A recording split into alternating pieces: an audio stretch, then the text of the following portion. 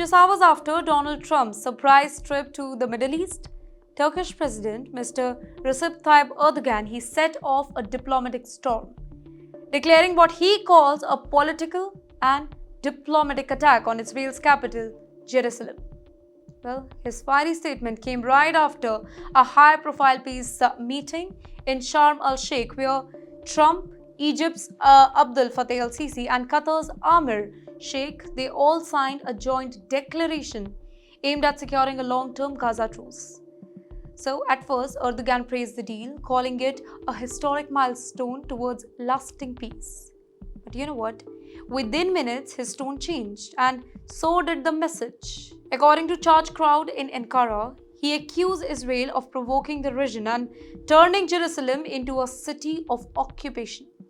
Erdogan announced that Turkey will now launch what he described as political offensive, pushing for new resolution at the United Nations and the Organization of Islamic Cooperation, just to challenge Israel's control over Jerusalem. Basically, behind the scenes, Turkish diplomats say that the move is part of a broader strategy here to position Turkey as a leading voice of the Muslim world on the Palestinian issue. And this isn't just rhetoric.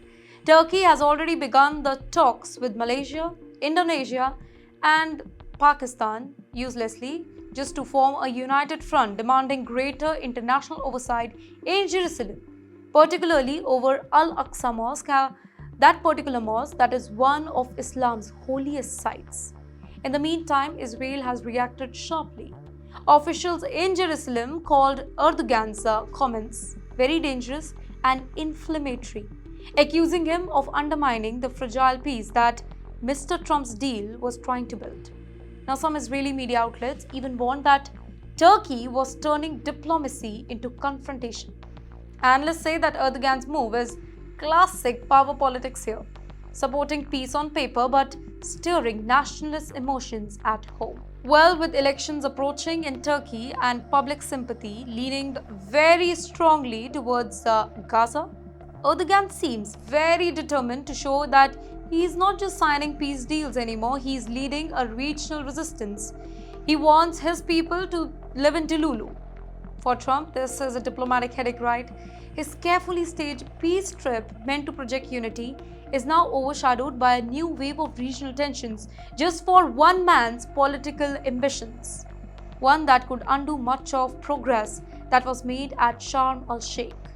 So, while the cameras captured shake hands and smiles at the peace summit, the real story, it is unfolding now. A tug-of-war between diplomacy and defiance as Erdogan rallies Muslim nations to act now and Israel braces for backlash. One question looms larger. Is peace in Gaza just the calm before another Middle Eastern storm? We hope not.